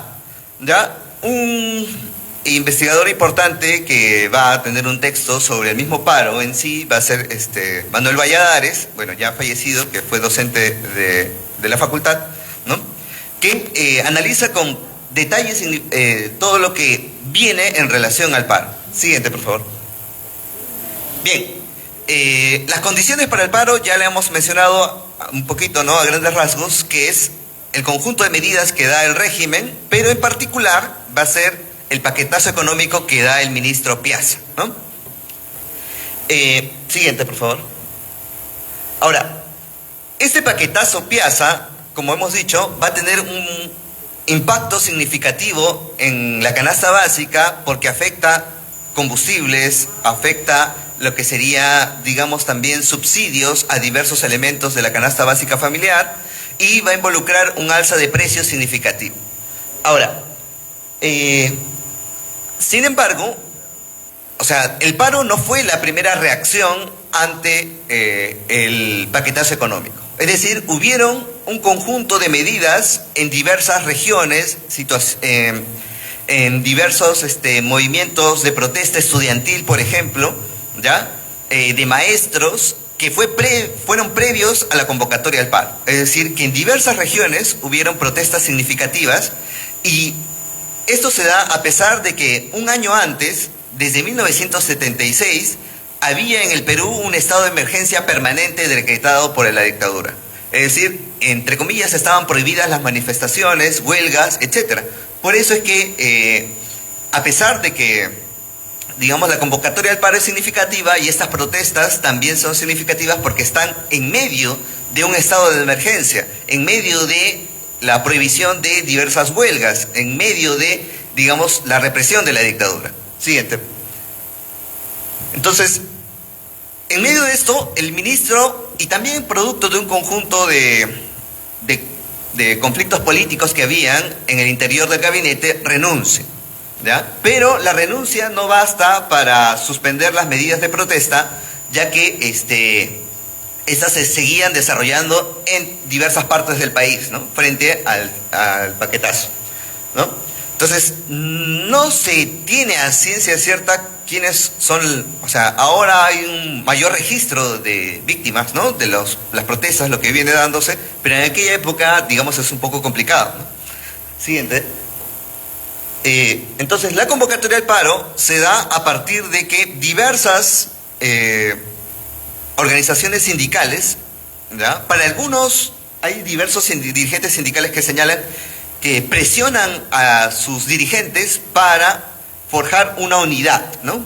Porque para esta época, como se habrán dado cuenta, habían diversas tendencias de izquierda y muchas de estas tendencias también estaban vinculadas con la dirección de diversos sindicatos. Por ejemplo, el SUTEP estaba vinculado con Patria Roja, la CGTP con el PC Unidad, y así podríamos ir señalando diversidad de organizaciones de izquierda vinculadas con direcciones sindicales, que no se ponían de acuerdo muchas veces en qué medidas hacer de forma conjunta, ya no sea por, digamos, sus discrepancias políticas e ideológicas, ¿no? Sin embargo, en este contexto se logra una unidad significativa, siguiente por favor, que va a ser la conformación del Comando Unitario de Lucha. Este Comando Unitario de Lucha va a ser, digamos, va a tener a la CGTP, pero la CGTP no va a ser la única que va a ser o va a liderar el Comando Unitario de Lucha. Es cierto que era la que tenía en gran medida más sindicatos, ¿ya? Pero habían federaciones como mineros, federaciones de metalúrgicos, la Federación Gráfica, la Federación de Vidrio, la Federación de Luz y Fuerza, diversidad de federaciones, sindicatos en particular, Morabeco, entre otros, ¿no?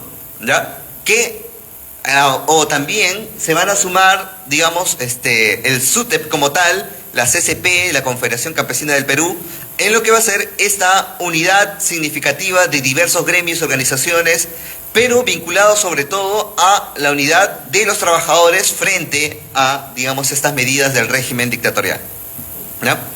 Entonces, el comando va a lanzar la convocatoria ya al paro del 19 de julio, y esta convocatoria, digamos, fue con 10 días de antelación, si no me equivoco, ¿verdad? Y bueno, siguiente. Las demandas del paro ya estaban vinculadas justamente también a diversas contrarreformas que se habían ido dando por parte del régimen, ¿no? Pero bueno, eso vamos a ir viéndolo también. Pero también en contra de que ya se anulen diversas medidas del paquetazo económico propiamente, ¿no? El paro como tal representó, digamos, una de, digamos, de las olas o de la capacidad de movilización o acción directa de los sindicatos no vistas desde las movilizaciones de los años, digamos, de inicios del siglo XX, ¿no?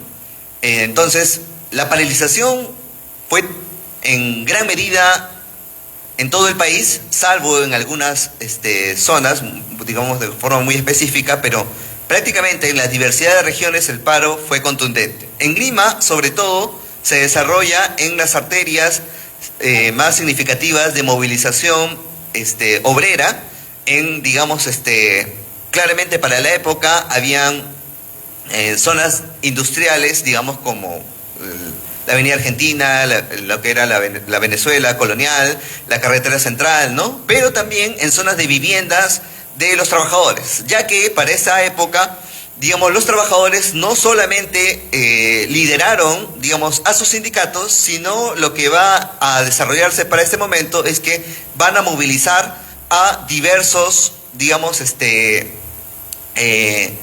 localidades, digamos, barrios, ¿ya?, en el marco de la paralización, ¿no? Es así que, digamos, va a ser significativo, digamos, las manifestaciones en todos los puntos, digamos, de Lima, ¿no? O sea, en barrios donde había presencia de familias trabajadoras, ¿no?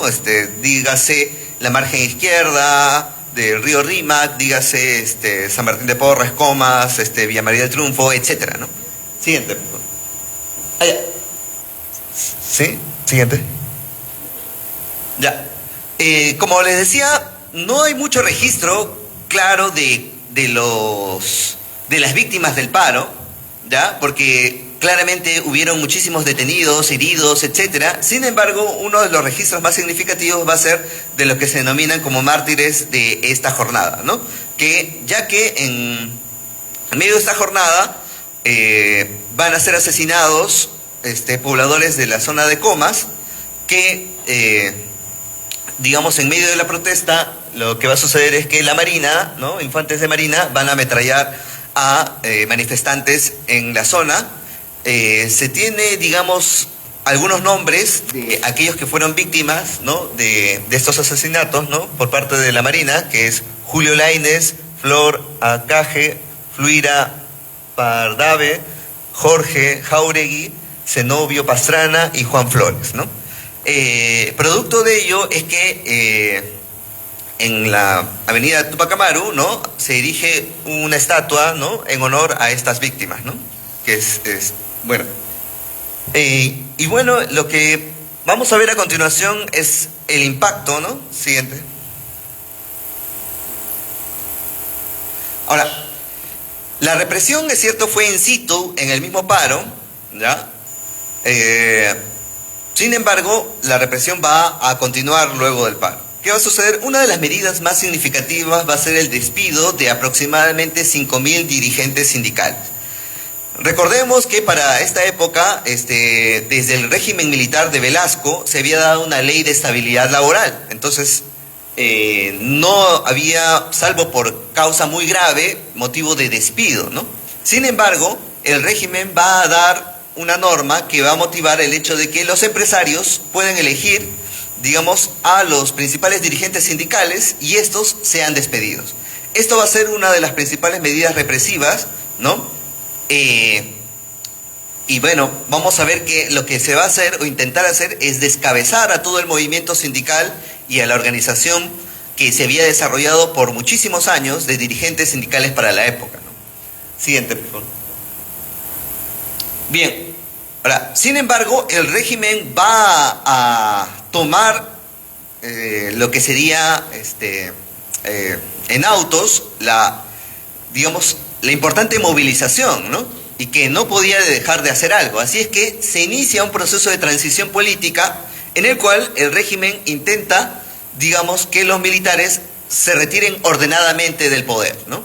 Esa transición política va a llevar a la convocatoria a la Asamblea Constituyente.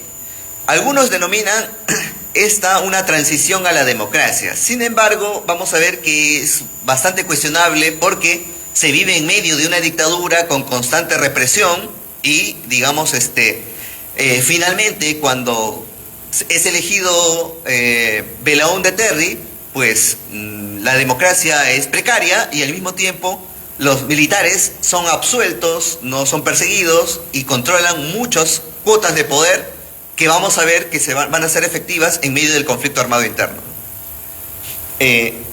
Entonces, esta transición política es básicamente un intento de una retirada ordenada de los militares y así puedan, digamos, mantener cuotas de poder significativas.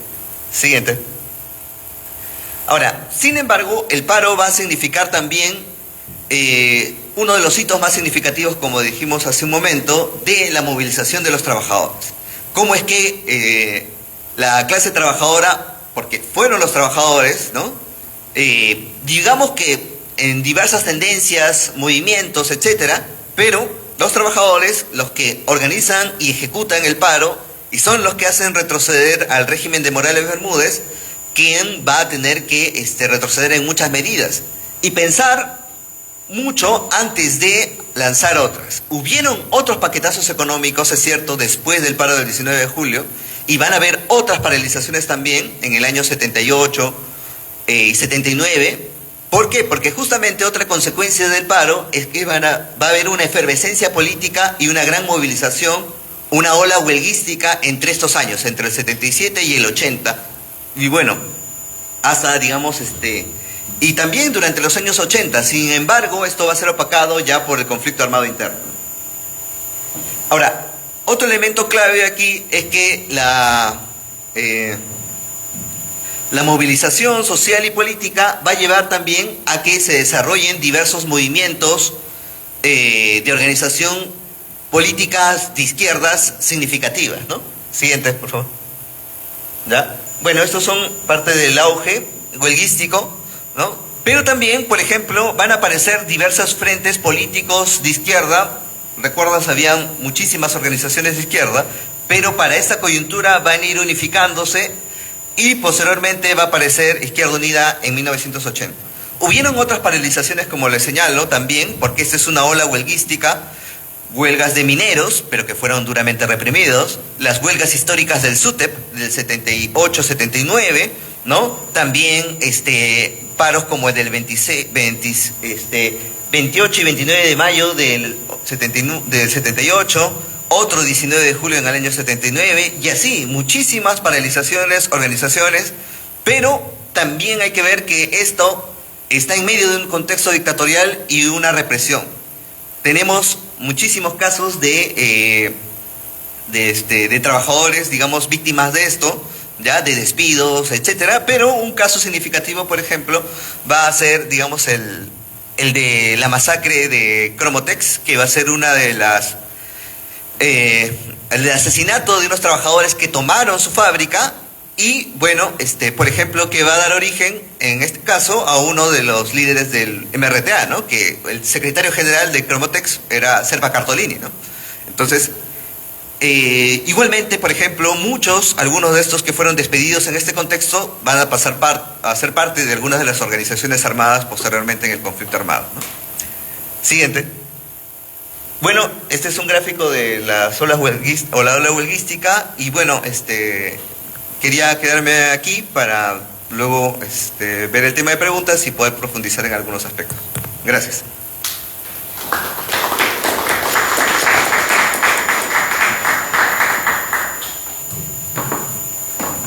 Gracias a los tres.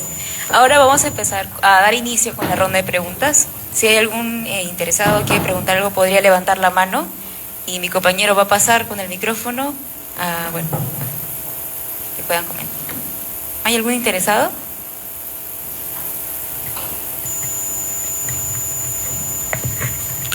Buenas noches a todos.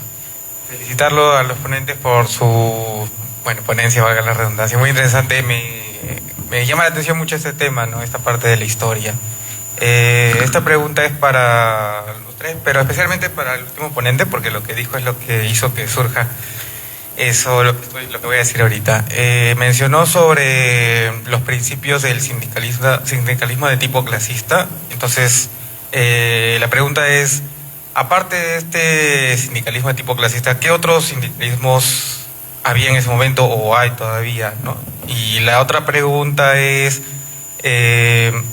sobre la CTP, ¿no? La Confederación de Trabajadores del Perú, que mencionó que a partir de los 40 ya era liderada más que todo por apristas, ¿no? Si esta confederación tenía un sindicalismo de tipo clasista o otro tipo de sindicalismo, ¿no? Sobre todo, creo que eso podría explicar también por qué dejó de tener apoyo, ¿no? De varios sindicatos, y cuando apareció la nueva CGTP, pues decidieron estos sindicatos unirse o apoyar a la CGTP y abandonar, ¿no? la CTP. Esas serían mis preguntas. ¿Hay otro interesado? Sí.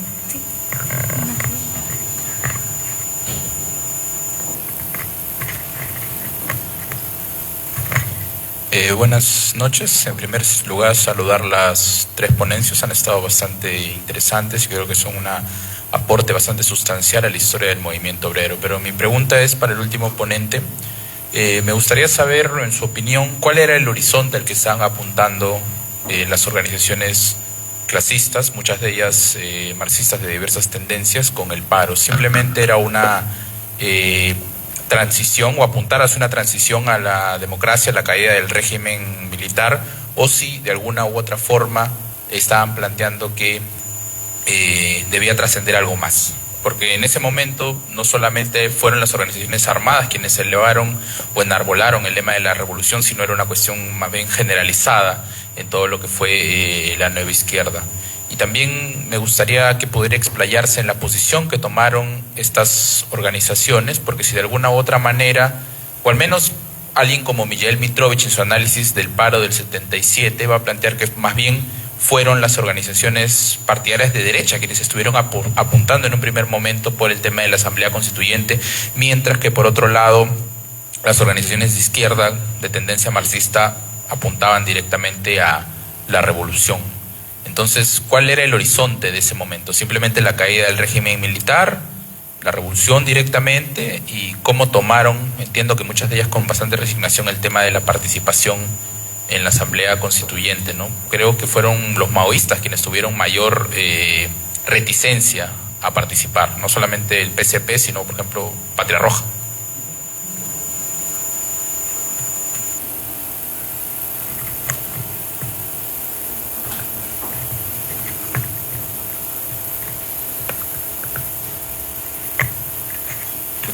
Sí, bueno, la primera pregunta que quería hacer para el primer ponente es ¿cómo cree que esta imagen de militante anarquista se diferencia con la idea actual que muchas personas tienen de anarquismo, ¿no? Como algo caótico, desordenado o indisciplinado?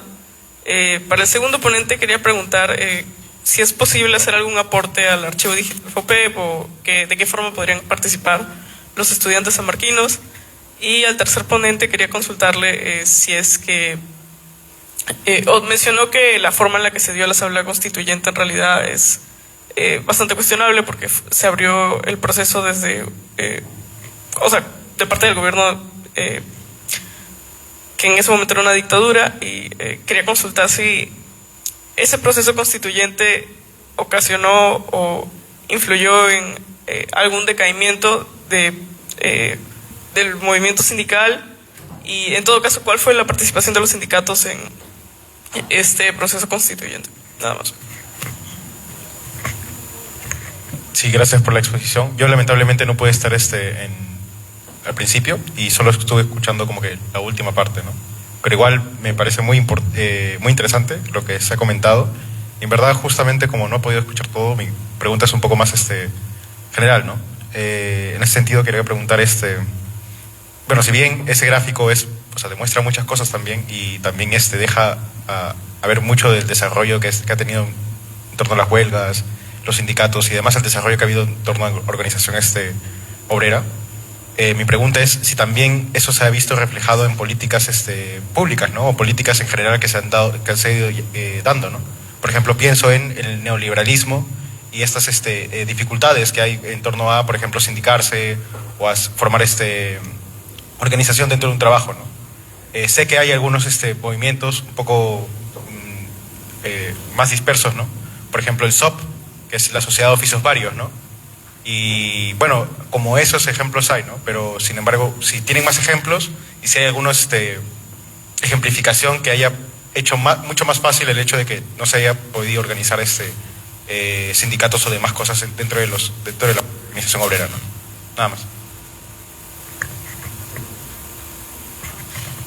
Ahora sí, este tendría que ser para el segundo ponente. Es más una mera curiosidad sobre el hecho de que estaba mencionando bastante la recurrencia de los periódicos como fuentes y cómo habían bastantes y cómo esos también no duraron tanto tiempo como se hubiese deseado. ¿Cuál es la razón por la cual tuvieron una breve duración? Y también, ¿en qué se diferenciaban y cuál era su patrocinio? Bueno, ¿cuál era, cómo conseguían su financiamiento? Porque justamente se estaban quejando porque su pago no era suficiente, porque su tiempo laboral no era suficiente. ¿Cómo cómo lograban tener tantas impresiones? ¿Habría alguna relación con otros grupos políticos o tal vez los mismos grupos anarquistas que mencionaba? Y solo mencionó que habían algunos que todavía no habían llegado al archivo, pero por ejemplo, yo tengo interés en el de los anarcos de Huacho. ¿Sabes si es que están realizando, dónde se los podría encontrar, si es que ya están digitalizados? Esa es mi pregunta.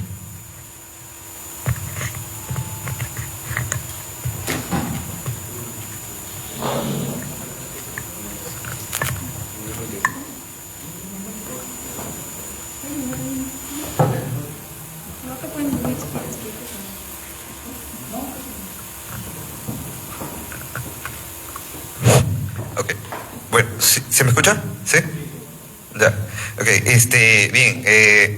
Sobre algunas preguntitas. Primero, sobre la CTP. La CTP en un primer momento fue, digamos, o la convocatoria a la reorganización de una central obrera fue producto de la unificación de posturas apristas y comunistas, ¿ya? Es así que el primer secretario general de la CTP fue un comunista, Luna, ahorita se me dio el nombre, ¿no? Ya se apellidaba Luna, pero posteriormente quien toma, digamos, el sindicalismo aprista como, bueno, la CTP va a ser el APRA, ¿no? Va a hegemonizarlo, ¿no? Sin embargo, vamos a ver que, como señala muy bien el colega, es que el APRA estaba vinculado con una tendencia, digamos, sindical que, bueno, en aquella época había varias denominaciones, ¿no? Algunos le llaman el sindicalismo, por ejemplo, libre, ¿no? Entre comillas, libre porque supuestamente eran pregonaban la libertad frente a las ideas comunistas, ¿no?, de la época, o algunos le llamaban el sindicalismo colaboracionista porque, digamos, en algunos casos colaboraban o estaban vinculados con, digamos, apoyaban a los representantes de la burguesía o de los empresarios. Entonces, hay diversidad de formas de esa denominación. Ahora, claramente el APRA va a ir aliándose a muchos sectores, digamos, más conservadores y a la oligarquía, y esto se va a expresar en las diversas convivencias, ¿no? Y bueno, y ahí se va a ir deslegitimando y perdiendo la hegemonía, y en ese contexto ya resurge la CGTP, ¿no?, como tal. Ahora, lo otro sobre el objetivo del paro, ¿no?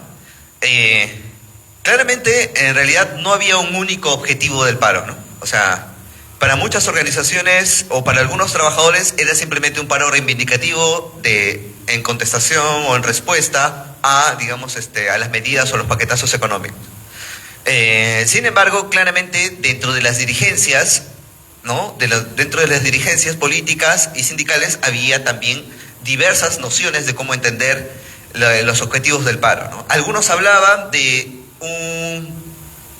por ejemplo, ¿no?, tras el paro, trotskistas, por ejemplo, llamaban a una huelga general, ¿no? Una huelga general para, digamos, ir contra el régimen, etcétera. No funcionaba. Otros llamaban, por ejemplo, como señalaste, ¿no?, cuando se convoca a la Asamblea Constituyente, a boicotear la Asamblea Constituyente, ¿no? Entonces, a trabajar o intentar gobiernos de transición revolucionaria en medio del escenario huelguístico. Ahora, esto, digamos, vamos a ver que hay diversidad de objetivos bajo las diversas tendencias, pero claramente había un horizonte revolucionario en gran medida vinculado con las organizaciones de izquierda, que creían o apostaban de que era una situación revolucionaria la que se estaba viviendo y que esa situación revolucionaria debería ser aprovechada. Sin embargo, surge en medio la Asamblea Constituyente y este proceso de transición política. Y claramente sí, la Asamblea Constituyente, vinculándolo con la otra pregunta, neutraliza en cierta medida ciertas situaciones de movilización y radicalismo político. ¿Por qué lo hacen? Porque justamente, digamos, el centro de exigencias o el blanco de ataque ya no es solamente la dictadura, sino tenemos otro espacio que es la Asamblea Constituyente, donde inician un conjunto de, digamos, de petitorios hacia la Asamblea Constituyente. Sin embargo, la Asamblea Constituyente no tenía poder de decisión política, solamente era una propuesta de legislación, ¿no? Entonces, eso llevó a que la Asamblea Constituyente sea, digamos, dirigida en este caso por el APRA y el PPC, porque la alianza del APRA y el PPC fueron las que, digamos, dirigieron la Asamblea Constituyente, y claramente hay muchísimos, digamos, análisis que vinculan cómo es que el Ejecutivo, y en este caso la dictadura, digamos, negocia con los partidos políticos burgueses, y en este caso con el APRA y el PPC, para que la Asamblea Constituyente sea, digamos, una caja de resonancia de las demandas, pero finalmente no tenga la posibilidad de resolutiva, de resolver cosas, ¿no? Y entonces busque la desmovilización. Y parcialmente se dio, ¿no? Porque, como repito, hubieron todavía un auge de movilizaciones. Otro elemento significativo es que dentro de la Asamblea Constituyente sí hubo, digamos, por ejemplo, una participación significativa de trabajadores. O sea, por ejemplo, ¿no? El dirigente minero del presidente, ya corto esto, de la Federación Minera, ¿no? Víctor Cuadros fue constituyente, ¿no? Dirigentes mineros, Hernán Cuentas de Sauder Perú fue constituyente, Sonia Cuentas, trabajadora estatal, etcétera, ¿no? ¿Ya? Entonces hubieron varios dirigentes sindicales que llegan a la constituyente, sobre todo con los partidos de izquierda, que llegaron a ser la tercera parte de la Asamblea Constituyente y que hicieron, por ejemplo, cuando empezó la constituyente, intentaron hacer lo que sería la moción roja, que la constituyente tenga capacidad de poder. Sin embargo, esto no se da, claramente porque eran minoría, ¿no? Y bueno, hay otros elementos más para poder comprender la coyuntura, la transición política, que ya nos dice mucho que no es una transición democrática, ¿no? Como tal, sino más bien es un proceso en el cual, digamos, la alianza, la dictadura con diversos otros partidos de derecha hacen que los militares pueden retirarse ordenadamente y mantener la legitimidad de un orden, entre comillas, democrático burgués, ¿no? Por último, claramente el hecho de la desmovilización que vemos en el cuadro y la pérdida de capacidad de acción sindical, conjuntamente con el proceso que se va a dar luego del conflicto armado interno, va a llevar a que, se apliquen un conjunto de medidas políticas sociales, ¿no? Dentro del mundo del trabajo y dentro del mundo social, ¿no? Leyes como flexibilidad laboral, ¿no? De despidos arbitrarios, y también el hecho de que, por ejemplo, ¿no? Políticas públicas vinculadas con la universidad, las políticas educativas, presupuestos, etcétera, claramente estén vinculadas con un orden neoliberal, ¿no? Muy bien, gracias.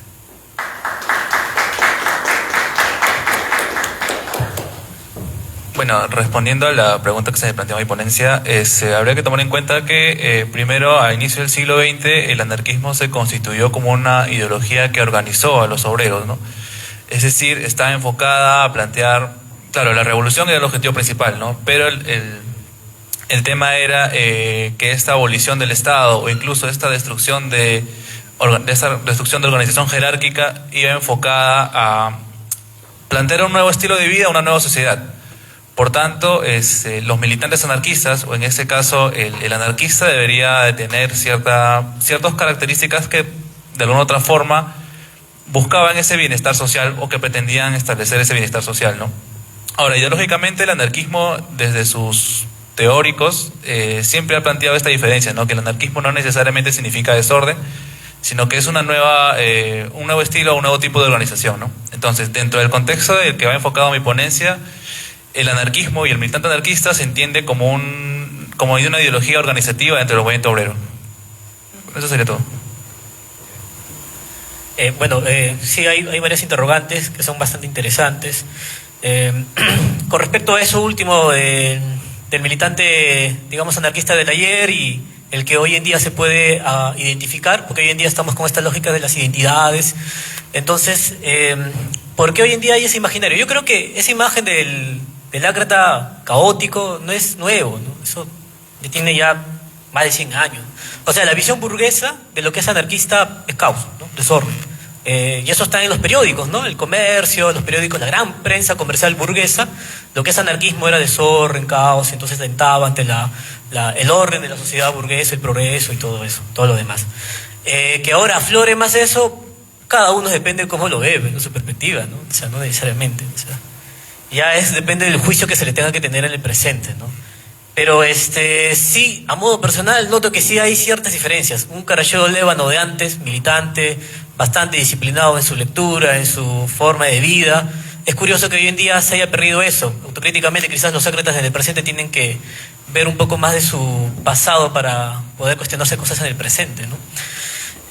Con respecto a qué aportes podría hacerse fuera del archivo de la Federación de Panaderos para aportar en la documentación. Yo diría que si los que quieran donar al archivo FOPEC, bienvenido, pero no necesariamente es el objetivo de que todo venga del archivo de la Federación de Panaderos. Lo importante es que el que esté dentro de su militancia, su espacio, su grupo de afinidad, comienza a tener cierta conciencia de rescate y el problema que van pasando los documentos en esta región peruana. A modo general hemos visto un caso, ¿no? En el sector público los documentos se pierden, los archivos históricos, el AGN hoy en día sus documentos se pierden, se roban, etcétera. Entonces, en los archivos obreros la realidad, digamos, ha sido peor. Entonces, en donde nos encontremos, la conciencia que tengamos como para poder aportar. Por ahí está lo del centro de documentación, interesante, que estén con esa iniciativa de centralizar documentación, digitalizarlo y socializarlo. Los que puedan en sus respectivos espacios, bienvenido, que lo hagan. Y si donan a la FOPEC, genial. Sobre el asunto de periódicos, ¿por qué no duraban? Bueno, los periódicos básicamente tenían tirajes de mensualmente, salían mensualmente. Se sostenían a través de la suscripción, sino las donaciones, erogaciones que venían dentro de las sociedades, de los sindicatos, etcétera, o los centros sociales. Básicamente se sostenía en función de ello. Uno podría decir, pero ¿cómo así? Para esa época el valor, el costo de un periódico no era tan accesible como ahora. Digamos que eso también estuvo acompañado con las redes y la dinámica que tenían los Sócrates como para poder relacionarse con diferentes gremios, sindicatos, centros sociales, intelectuales. Todo ese entramado que ellos comenzaron a tejer les conllevó a poder recaudar todo tipo de donaciones como para poder tener una prensa militante que no se vendía, sino que se repartía en los diferentes sindicatos, fábricas, etcétera. Así se fueron sosteniendo largos tirajes como por ejemplo el periódico La Protesta de 1911 a 1926. Y ¿cómo si estos periódicos hoy en día estén incompletos? Bueno, digamos que eso tiene que ver mucho con el contexto, las represiones. Por ejemplo, se me viene a la mente los casos de Manuel Caracho Lévano y Delfín Lévano, que para poder resguardar su documentación ellos escondían en cajones, en la parte de atrás de su hogar, los periódicos, porque comúnmente la policía venía a reprimirlos, venía a allanar sus moradas, venía a decomisar todo tipo de material, sus bibliotecas, etcétera. Entonces, después de años, según nos relata César Lévano, cuando su padre fue a observar, ver cómo estaban esos periódicos, prácticamente estaban empolvados, estaban deteriorados, ya se habían perdido, ¿no? Entonces, tiene que ver ahí el contexto de cómo los trabajadores, sin tener, digamos, estas condiciones como para poder sostener, para poder resguardar su documentación, fueron sufriendo y padeciendo los diferentes gobiernos militares que fueron atentando, no solamente con las organizaciones, sino también con la memoria que podemos encontrar en esos documentos. Con respecto a Huacho, ya para terminar, es un tema así bastante interesante. En Huacho será un ciclo bolista muy importante, el 17-18, hasta posteriormente, inclusive antes, pero lamentablemente no han sobrevivido sociedades obreras. El archivo histórico de Huacho quizás tenga poca documentación. El especialista es Filomeno Zubieta, encargado de poder investigar. En sus investigaciones prácticamente no ha podido encontrar abundante o considerable información de documentos y periódicos anarquistas. En la BNP existe el periódico El Jornalero, creo yo que es el único periódico publicado en Huacho, al menos en esas fechas relacionadas a las jornadas de las masacres de Huacho del 17-18. Hay algunos periódicos, como por ejemplo Anarcos, que mencioné hace rato, de 1927, que está en la BNP, lo pueden observar, pero lamentablemente, así como Huacho, también pasa con, digamos, Puno, pasa con Cusco, pasa con Cerro de Pasco, donde la documentación de los trabajadores prácticamente es inexistente, o está perdida, por decirlo así. Bueno, eso es todo.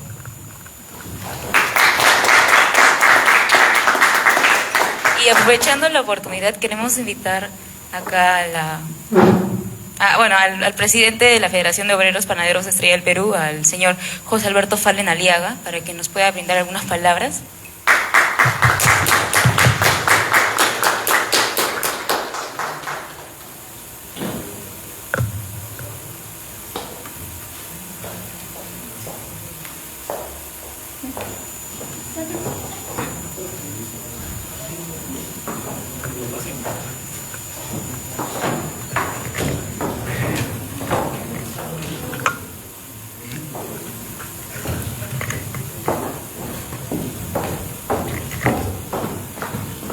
Buenas noches. Primeramente agradecer en nombre propio y en nombre de la Federación de Obreros Panaderos Estrella del Perú de que la gloriosa e histórica Universidad de San Marcos toque este tópico tan importante que es el sindicalismo, ¿no? Y la historia del sindicalismo. Yo pertenezco a la Federación de Obreros Panaderos Estrella del Perú, soy actualmente el presidente. Mi federación tiene ya 136 años, ¿no? Es bastante joven, ¿no? Frente a los 200 años de independencia, que todavía no logramos una independencia absoluta. Bien, solamente relevar de que la federación se crea bajo una axioma, ¿no? La emancipación de los trabajadores tiene que ser obra de ellos mismos. Y eso lo tomaron precisamente los mártires de Chicago, ¿no? Y se trata ahora, en estos momentos, ¿no?, de cómo escribir, porque muchos sindicalistas toman como una situación histórica a los mártires de Chicago, pero no toman a los héroes nacionales que hicieron posible la conquista de las 8 horas de trabajo en el Perú. No se ha escrito todavía nada de eso. Creo que hay acá un reto histórico que lo tengo que asumir, ¿no? Creo yo, porque necesitamos de que la juventud también tenga conocimiento de sus héroes nacionales, de los trabajadores sindicalistas que hicieron posible la conquista de las 8 horas de trabajo en el Perú. Debo indicar también de que esta oportunidad que se nos da a nosotros, ¿no?, es precisamente para relevar en la juventud, ¿no?, que debe asumir el reto, así como nosotros los trabajadores panaderos asumimos el reto histórico y revolucionario, ¿no?, de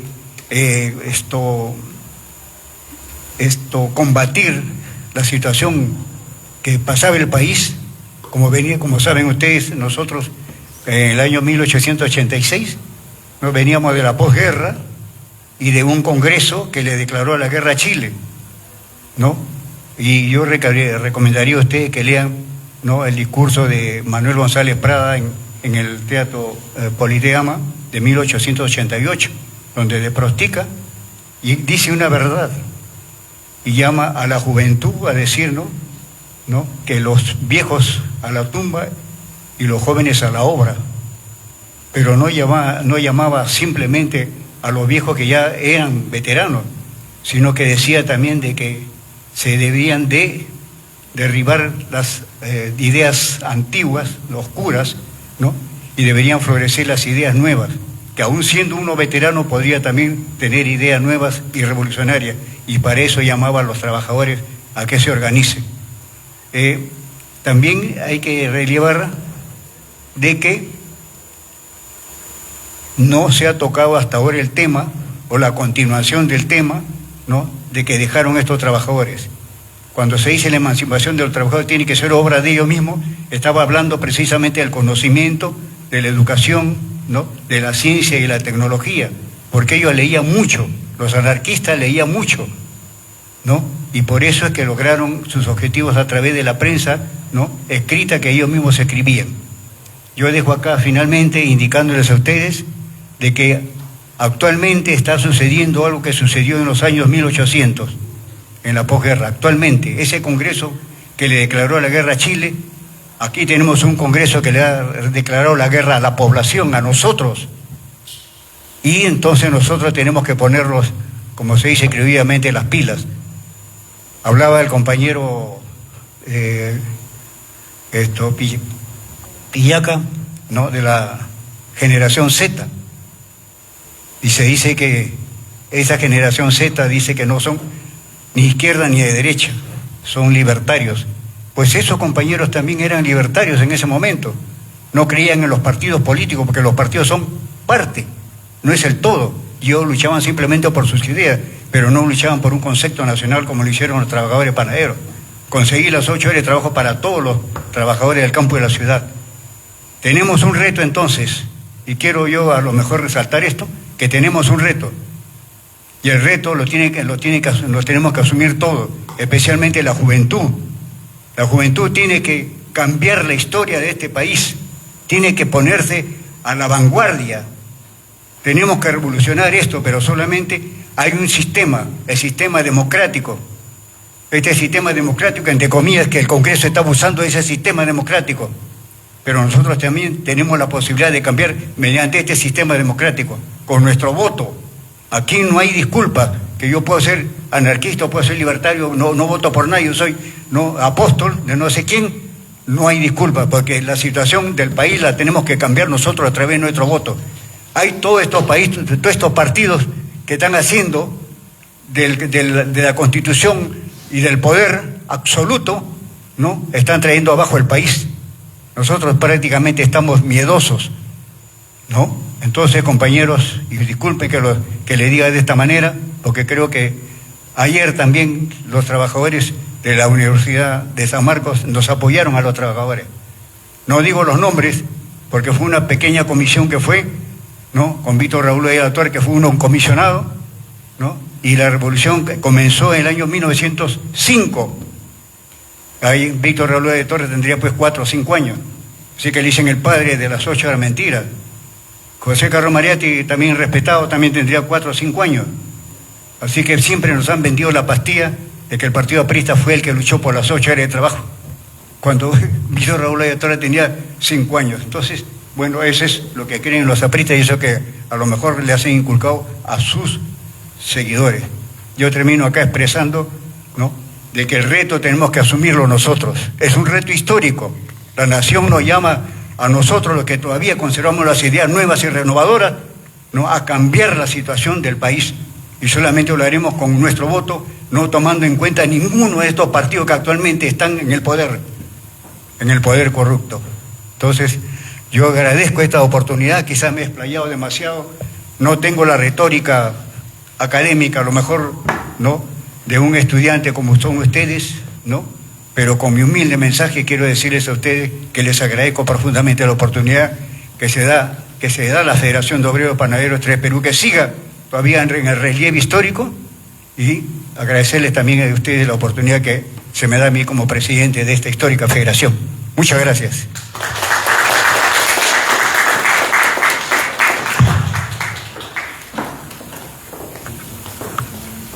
Bueno, vamos a dar por finalizada esta mesa. Agradecemos a todos, a todas por su participación, por su presencia, y bueno, les invitamos también a... ya, ¿verdad? Se va a realizar un sorteo de un libro. Sí.